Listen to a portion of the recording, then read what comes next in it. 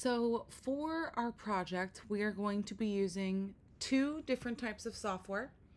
The first one will be for our static picture, and we'll be using what's called Adobe Substance 3D Stager. As I have told you already, and try to notify you about, Photoshop has updated their program to no longer hold the 3D workspace features. This is kind of what we have to use. And it's essentially the 3D workspace as its own program. And it's very similar to some other 3D programs that Adobe has. Um, so this can really give you so many. There's so much you can make from this. I'm just going to show you a couple things that this has really awesome features to, and also a couple key elements to doing your assignment.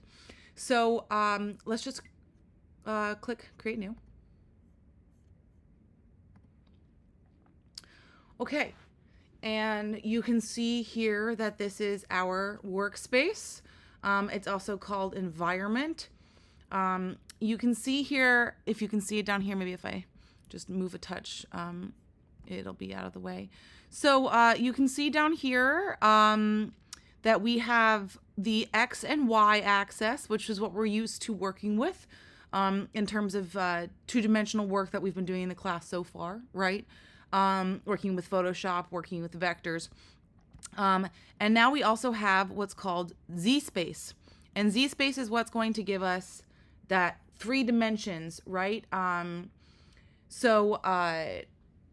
What we're trying to envision here as we work is how to light something in a 3-dimensional space. If you guys have any experience lighting something literally in physical space, that will also help you in this kind of space. Consider light working the same way. You can see here that I am using these tools here to move around. The orbit tool allows us to spin around our workspace here. We have our pan tool, which will allow us to move back and forth and up and down. And then, of course, we have our dolly tool, which will allow us to zoom in and out. Okay? So let's put this in a way that makes sense. I have Z facing me, and we have X and Y here. Let's just look at some of the fun stuff that they have in here. They do have basic shapes. So you can see here I can just put a cube in. It'll highlight the space. It will create it.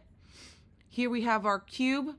If I orbit around, you can see our cube in 3D space, as if this is the facing side, right? And you can see that the properties here opens up with the properties of the cube. So of course we can change its width and height, right, by dragging these. We can make it tall if we want, or very stubby. And the depth, of course, has to do with that Z space, right? How long, how deep the volume of our box here. Let's make it back to a square. Okay. You can also have fun checking out the beveled edges here. You can see here how it's kind of beveled the corners and my edges. And that's actually pretty fun to do. So if you want to experiment with beveling your shapes and how that can affect your edges and your corners and what have you, feel free to experiment here. Okay. We have collision. Feel free to look at that, as well as displacement opportunities with the material. You also have the transform properties here, where you can simply move your cube around by toggling here through our different positions here, right? We can move it closer or farther away. We can rotate it, right? You can see that's rotating towards us. We can, of course, also spin it on the y-axis. And, of course, Z as well. Right? Just really making that totally lopsided if we wanted to. And, of course, we can break its ratio for scaling it if you want to do that. right? So we have plenty of transform opportunities here as well. You can also see under our basic shapes here, we have some basic materials. There's actually like more materials than you would ever even possibly know what to do with, which is super great because if you have a texture or material in mind, please take the time to look at this. Do not base this solely on color. If for some reason you want to apply a material to your subject, let's say for some reason you really love how this looks, all right, you just think that this material is so great. By the way, if I want to zoom in or out quickly, I can just drag with my 2 hands on my trackpad, as well as using, of course, this tool here with our dolly to go back and forth. Right? Maybe you really like this. We can, of course, check out the properties of our shaved carpet. And you can see here that we have colors that you are able to mess with here. So maybe if we don't want that red color, we can, you know, pick something, a different color if you would want to. And you can see here how you're able to control how these will look. All of the colors individually. Really awesome way to totally customize your materials here to make them look like what you want. So don't be dissuaded simply by the color of the material that you have. If for some reason you really like color, this material, this rubber 2 material, but you're like not feeling this whoopee cushion color, which is great, that's fine. You can, of course, again, pick this base color here and make it any color that you want. You can, of course, mess with how rough or smooth that surface is. As you can see here how it's kind of gotten that, getting a little bit of a sheen here, reflecting our graphic space. By getting rid of that roughness, it's kind of adding a sheen, or we can, of course, make it super matte. There's also this metallic quality here if you wanted to make it super shiny. Right, of course, you can work with that. Really, lots of ways that you can totally enhance your images here or your surfaces. See here we have a specular level, so you're starting to see how it would reflect light if it's coming from behind it. Okay, so have fun playing with these. Highly recommend just going through with these different. Here's a carpet substance, right? So. You know, you can make your primary color. Maybe we want to get something a little bit more on this like orange, and then we can pick this and maybe get a little darker, and now you can totally modify how this carpet is being rendered. Play with these different options here. There's so much that you can work with. Start with your texture, and if this chipboard's not working for you because you think it's just too, I don't know, yellow, go ahead and make it a little more orange, you know, you know, do this to your satisfaction here. Really plenty to play with here. So we have, like I said, so many materials here. The glass will be semi-transparent, right? You can see how it has these like fake droplets on it, right? So you could either drag and drop directly onto your material, or you can, I don't even know what that's supposed to, paper pattern. Okay. Or you can drag it into its layer over here. So now you can see we have our car paint here. It's in our material. And you can see that it is in our cube here. So really awesome, awesome options here, and plenty for you to play with. So enjoy picking, you know, the materials you want to work with here, and how you may want to modify them. Look, we have beer option. So that'll probably be semi-transparent with like an orange color, or, you know, beer color, I guess. So, okay, so we have that to start off with here.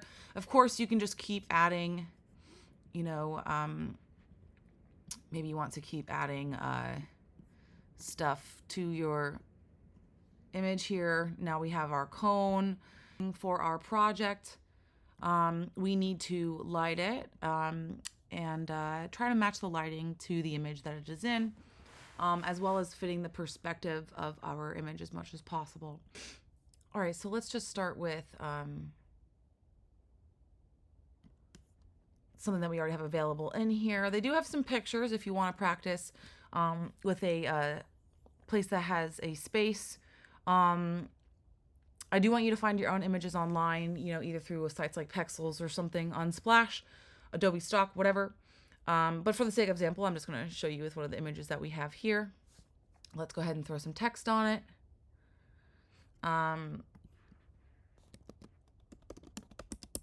All right.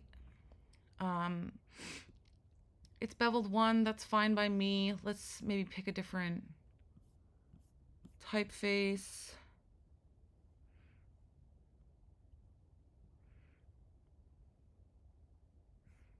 We'll use Papyrus, right?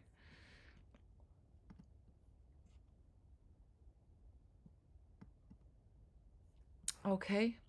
And now let's make this look correct with our angling here. That's pretty good. It could use to be moved, so let's go ahead and move it over here. And of course you can spin it as you see fit so that it makes some sense. Bring it a little closer. Nice. That looks pretty good. All right, and you can move it across all of our planes just like that.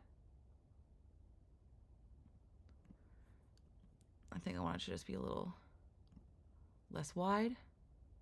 Oh, there. That's pretty good. And now I can light it. Oh goodness, stop. So let's go ahead and work with that. We can make sure that your light does not come off of your object, right? But we are going to want to move it. So let's do that. Let's see here. You can rotate it. You can extend it. Maybe having it down here would be better. Let's bring it up a little bit. That looks pretty good. Yeah. Cool. I can continue to rotate it how I see fit. That's pretty nice. Maybe spin it just a little bit more towards it.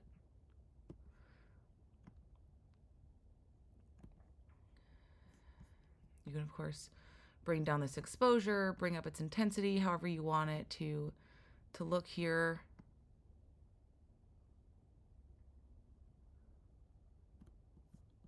That's pretty good. Okay. So that is directly on my text here. I can continue to just kind of move it around a little bit.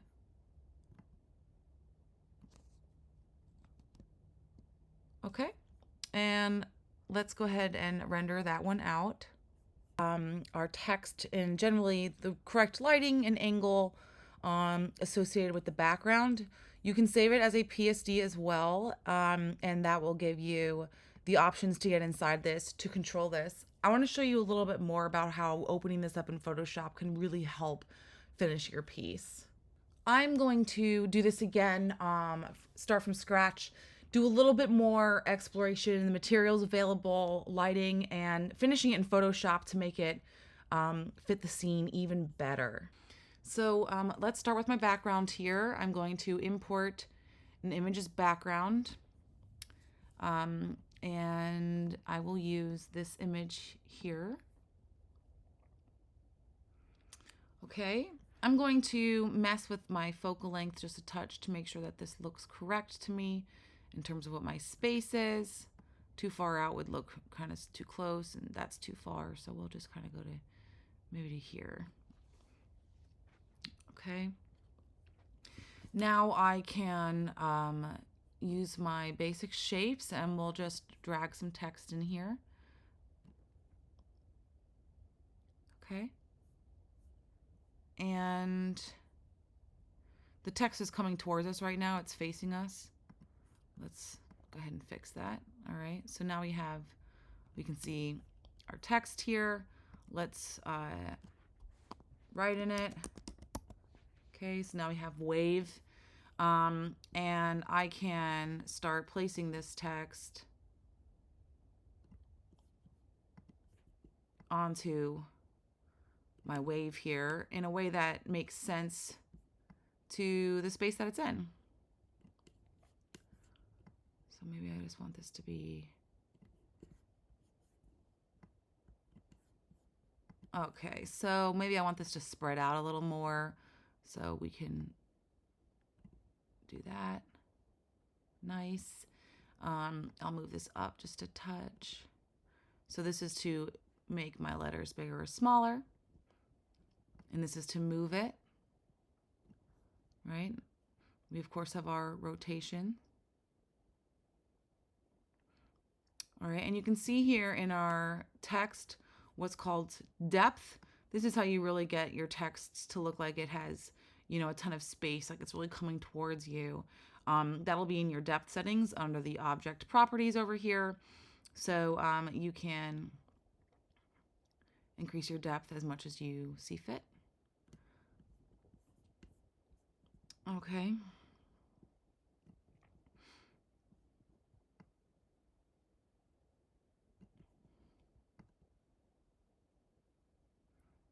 Kind of spin it. And I'll just kind of hover it like this.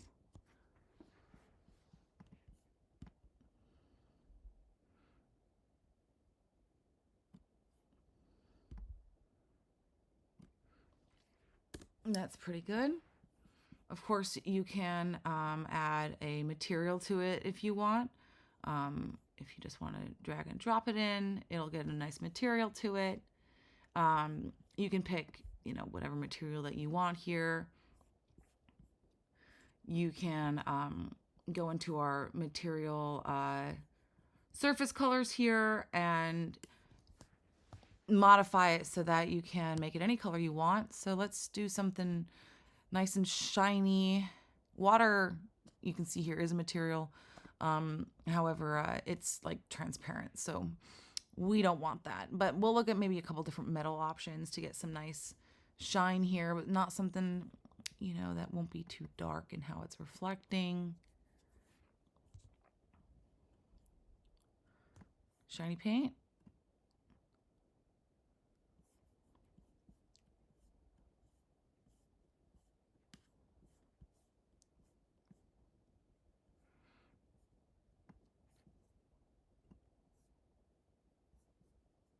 Oh, we'll go with this. All right. And of course, I can modify what this quote unquote metal looks like, right? So they have, you know, a ton of presets here on different metal finishes and colors, right? So, you know, I'm sure they have copper, and copper is going to be, you know, a copper color. So,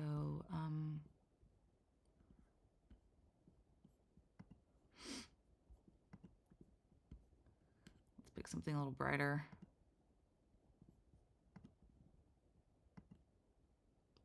And of course, you can change the metal color. You can go through this as you see fit, but I really like this option here to try to pick a color that's already present in the scene so that I can try to work with what's there. All right. Next, we can work on trying to light it. Of course, oh, before I do that, we can, of course, change the text, the typeface. It's set to Arial now, but if you just open this drop down, we can pick, you know, any type of text that makes sense. Of course, you can always download them from those websites that you can properly do that. Maybe a nice script.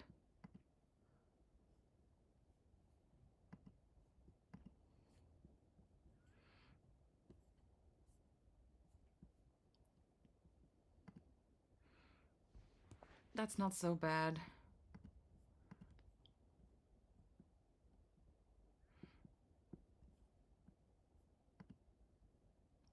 Adorable. Let's do this. I'll make my depth just a little smaller. And